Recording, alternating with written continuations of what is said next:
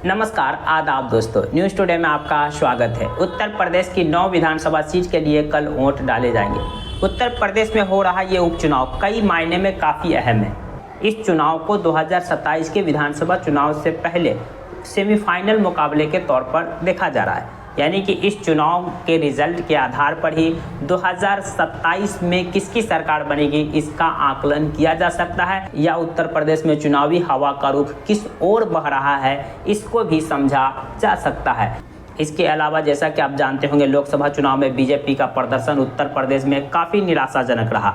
BJP की सीटें लगभग आधी हो गई। जहां बीजेपी उत्तर प्रदेश में 2019 में 62 सीट जीतने में सफल रहे थे और 2014 में 71 सीट जीतने में सफल रही थी, वही सीट आधी हो गई। 2024 में लगभग 33 सीटों पर पहुंच गई थी और बीजेपी अयोध्या जैसी सीट भी गंवा दी थी। तो क्या बीजेपी का ग्राफ अभी भी गिर रहा है, इस चुनाव से मालूम पड़ जाएगा, या बीजेपी ने जो 2024 के लोकसभा चुनाव में गलती की है उस गलती से सीख लेकर फिर से रिकवरी करने की कोशिश की है। इस तरह के जो तमाम सवाल हैं, इन सभी सवालों के जवाब इस 9 सीट पर होने वाले उपचुनाव के रिजल्ट के बाद साफ हो जाएगा।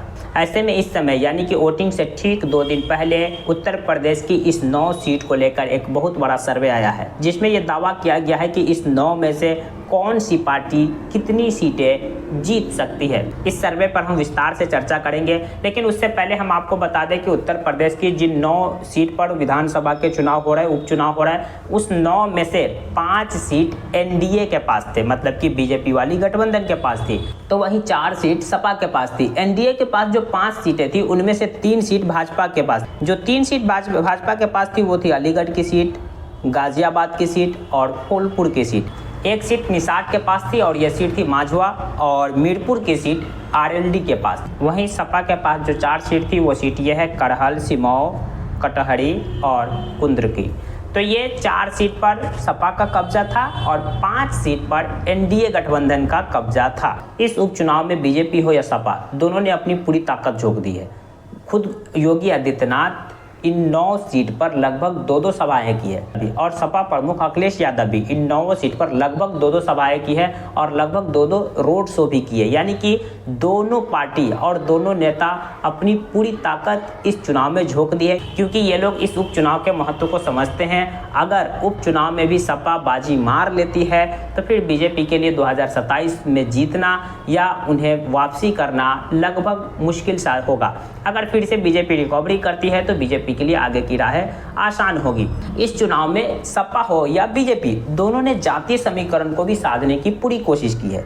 मतलब कि बीजेपी ने भी पूरी जातीय समीकरण को ध्यान रख के टिकट बंटवारा किया है और समाजवादी पार्टी ने भी पूरी जातीय समीकरण का ध्यान रख टिकट बंटवारा किया है। और बताया जा रहा है कि 2024 के लोकसभा चुनाव में अगर समाजवादी पार्टी की जो इतनी बड़ी जीत हुई थी तो इसमें एक बड़ा फैक्टर था कि समाजवादी पार्टी ने जातीय समीकरण को ध्यान में रखकर टिकट बांटा था और उत्तर प्रदेश में समाजवादी पार्टी ने पीडीए का नारा दिया था।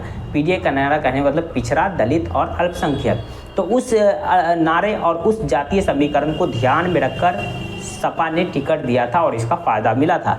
वहीं बीजेपी की ओर से बताया जा रहा था कि बीजेपी ने यहाँ पर चूक कर दी थी। बीजेपी ने मतलब जातीय समीकरण का सही से ध्यान नहीं रखा और टिकट डिस्ट्रीब्यूट किया, इसका बीजेपी को नुकसान उठाना पड़ा था। लेकिन इस बार जो उपचुनाव हो रहे हैं उत्तर प्रदेश में, इसमें बीजेपी भी फूंक कर कदम रख रही है। मतलब कि बीजेपी भी तमाम हथकंडे अपना रही है, तमाम जातीय समीकरण पर ध्यान रखे हुए बीजेपी की कोशिश है कि किसी तरह से इस उपचुनाव में अच्छा से अच्छा प्रदर्शन किया जाए। एनडीए के खाते में जो ये 9 सीट है, इस 9 सीट में से 5 सीट पर एनडीए ने ओबीसी उम्मीदवार को टिकट दिए हैं। तो वहीं 2 सीट पर ब्राह्मण को, 1 सीट पर दलित को और 1 सीट पर क्षेत्रीय को। यानी कि एनडीए गठबंधन या यूं कहिए बीजेपी उत्तर प्रदेश के इस उपचुनाव में सभी जाति को लगभग साधने की कोशिश की है, अल्पसंख्यक को छोड़कर, क्योंकि वो 5 ओबीसी उम्मीदवार को टिकट दिए, 2 ब्राह्मण को दिए और 1 दलित को दिए, 1 क्षेत्रीय को भी टिकट दिए। तो वहीं हम समाजवादी पार्टी की चर्चा करें तो समाजवादी पार्टी यहाँ पर लगभग पीडीए को एक बार फिर से